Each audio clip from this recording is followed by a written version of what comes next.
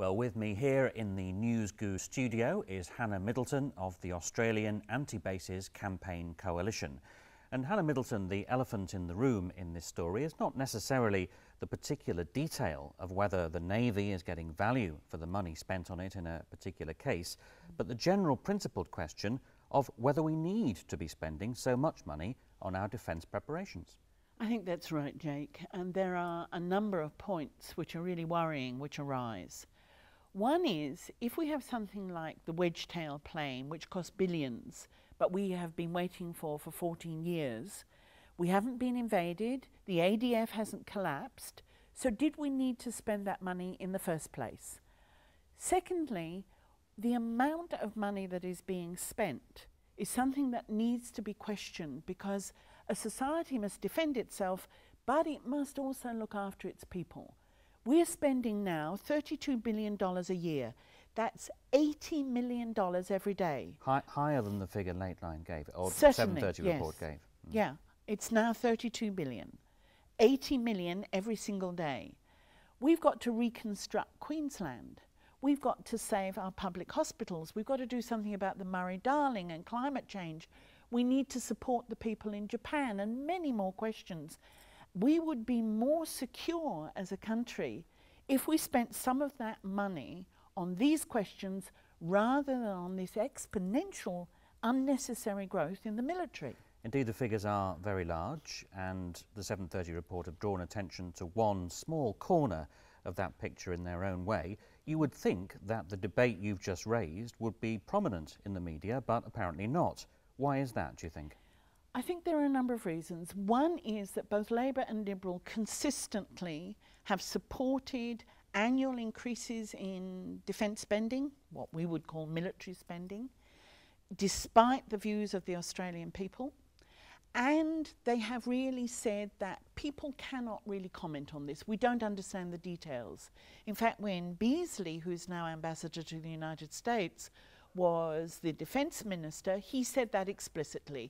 We'll consult our regional neighbours, we'll consult the defence and academic establishment, but not ordinary people. They don't understand these questions. But we do, because the money comes from our pockets. And this is a problem, isn't it? Because, as you will know, I have had a go at trying to use the ABC's complaints machinery to try to urge them to get a more balanced set of perspectives on these questions. And they maintained that they were doing that. And as evidence, they said that, OK, we've heard from the minister and the minister's deputy on the one hand, and on the other hand, to supply a balanced perspective, we've heard from people like Kim Beazley and former defence officials. The people, as you put it, never seem to get a look in. Now, from your own perspective as a campaigner, you do try to raise your point of view within the media. How do you get on generally? Very badly. And one of the reasons that makes us cross, if you like, is that we know that 85% of the Australian people do not want more of their tax dollars spent on the military. They want it spent on other things. A very large percentage value the defence role in disaster relief more highly than they value the defence of Australia by our military. So ordinary people in the majority, their voice is never heard. So the 7:30 report have hit that particular nail on the head. It is tasks like sailing to join in the relief effort for Cyclone Yazi that the Australian people want their defence forces to be doing. Indeed, exactly that. That's where the Australian National University poll says, from their careful polling of the population, that's where people want our military really working. They are not interested in them defending Australia in a military sense, or going to Afghanistan or Iraq and so on. I think the Australian people are very sane in this way and very humanitarian, but their voice never comes through. You only hear the elite voice. Now, when the Rudd government came in, it didn't necessarily hit the ground running, it hit the ground reviewing, people said, and one of the areas under review was defence spending. The review was chaired by Stephen Loosley, who is a former Labour senator and had just been appointed to the board of Thales Australia, a major arms dealer. Exactly. The Brains Trust, which was at the centre of advising on those public hearings, comprised three people who were also defence establishment figures. There's a stitch-up going on here, isn't there? And the media are complicit in it. Yes, I think that's true. There is a coalition of shared views amongst the elite in the academic, business, military, government circles, which say this amount of spending is necessary for our alliance with the United States, which requires us to have a certain kind of military force.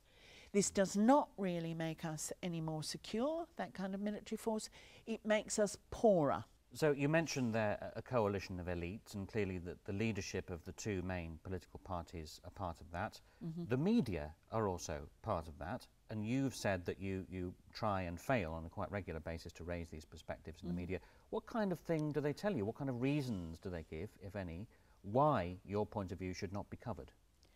Well, they frequently don't give reasons, I have to say. But if we look at sort of the pattern in the media, often the voice of ordinary people is unlikely to be raised unless there's a sort of human interest story.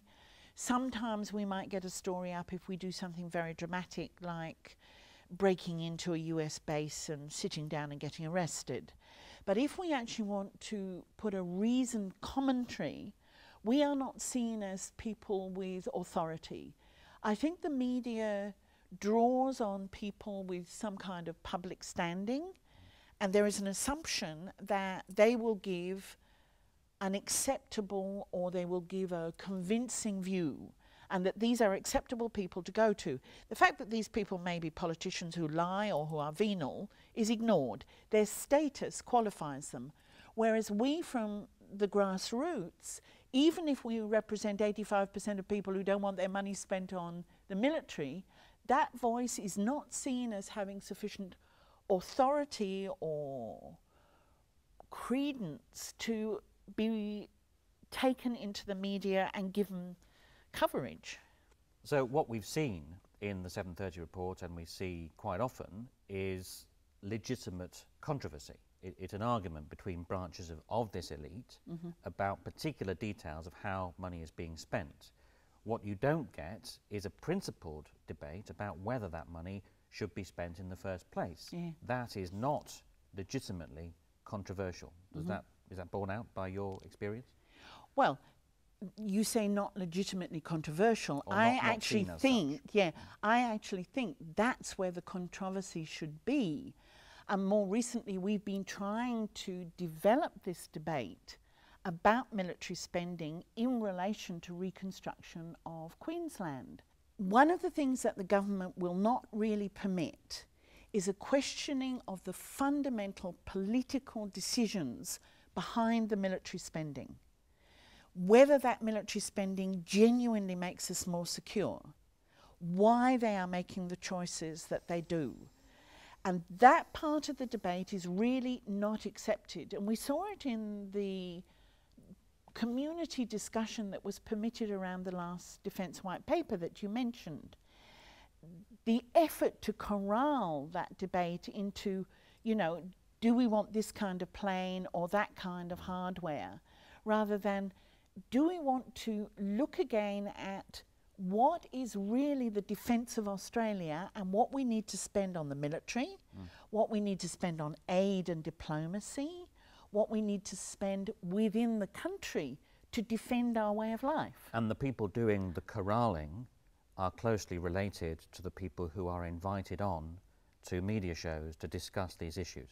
Of course, because this is fundamentally a government political question, which is backed up by the Defence Department, by the military academic establishment, by their relationships with regional partners, and by the media. But I think particularly with the media, because they accept a number of these, this is a spectrum of debate, and anything out there is a sort of wild peaceniks, you know, and anything over there are sort of ridiculous right-wingers, and only this is what we are really prepared to talk about, because of course we're responsible.